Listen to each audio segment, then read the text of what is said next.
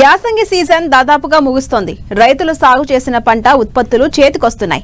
సాగు భూములు కూడా ఖాళీ అవుతున్నాయి. ప్రస్తుతం వేసవి దుక్కులకు భూసార పరీక్షలు చేయించుకునేందుకు ఇదే సరైన సమయం. ముఖ్యంగా వేసవి దుక్కులు చేయడం వల్ల వానాకాలం పంటలు, తెగుళ్లు, కలుపు మొక్కల నివారణకు ఉపయోగకరంగా ఉంటుందని తెలియజేస్తున్నారు శ్రీకాకుళం జిల్లా ఆముదాల వలస కృషి విజ్ఞాన కేంద్రం శాస్త్రవేత్త డాక్టర్ నీలవేణి.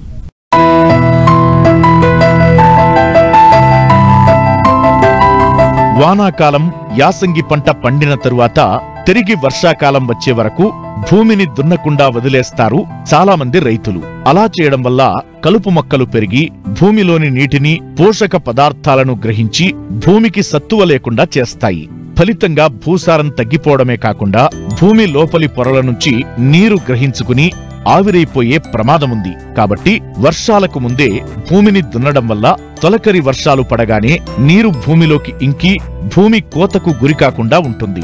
లోతు దుక్కులతో భూమి పై పొరలు కిందికి, కింది పొరలు పైకి తిరగబడి నేల సారవంతంగా మారుతుంది. వేసవి దుక్కులు దున్నే ముందు పశువుల ఎరువు, కంపోస్టు ఎరువు, మట్టిని వెదజల్లడం ద్వారా సారవంతమైన పంట దిగుబడితో పాటు తేమ శాతం పెరుగుతుందని తెలియజేస్తున్నారు శ్రీకాకుళం జిల్లా ఆముదాల వలస కృషి విజ్ఞాన కేంద్రం శాస్త్రవేత్త డాక్టర్ నీలవేణి. సనాతన వ్యవసాయ విధానంలో పూర్వం మనం వేసవి దుక్కులు చేయడం అనేది విరివిగా ఉండేది.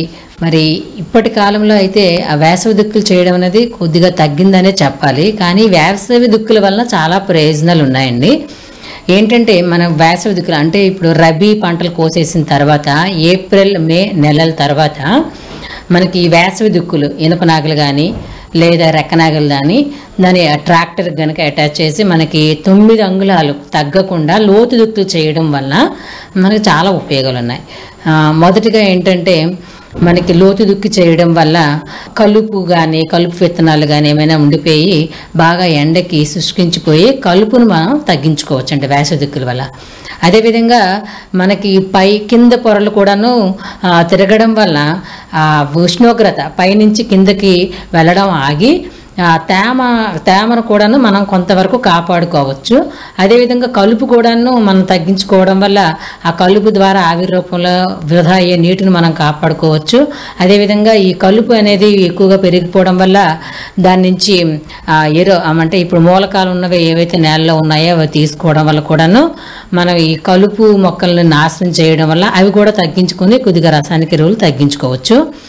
అదేవిధంగా మనం వేసవి దుక్కులు చేయడం వల్ల ఎక్కువగా క్రిమి కీటకాలు వాటిని కూడాను తగ్గించుకోవచ్చు. ఏ విధంగా అంటే వేసవి దుక్కులు చేయడం వల్ల లోతుగా దున్నడం వల్ల ఆ నేలలో కొన్ని రకాలైనటువంటి పురుగులు ఏంటంటే కోశస్థ దశలో ఉండిపోతాయి వేసవి కాలంలో.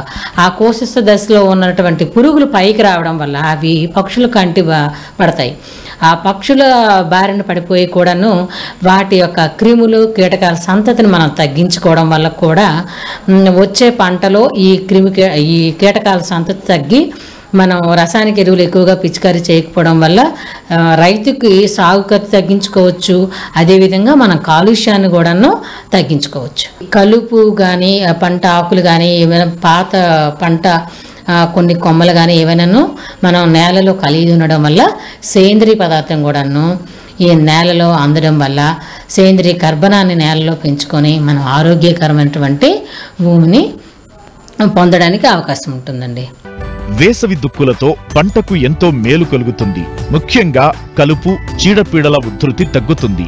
కాబట్టి రైతులు ప్రతి 2-3 సంవత్సరాలకు ఒకసారైనా వేసవిలో లోతు దుక్కులను చేసుకోవడం మంచిది.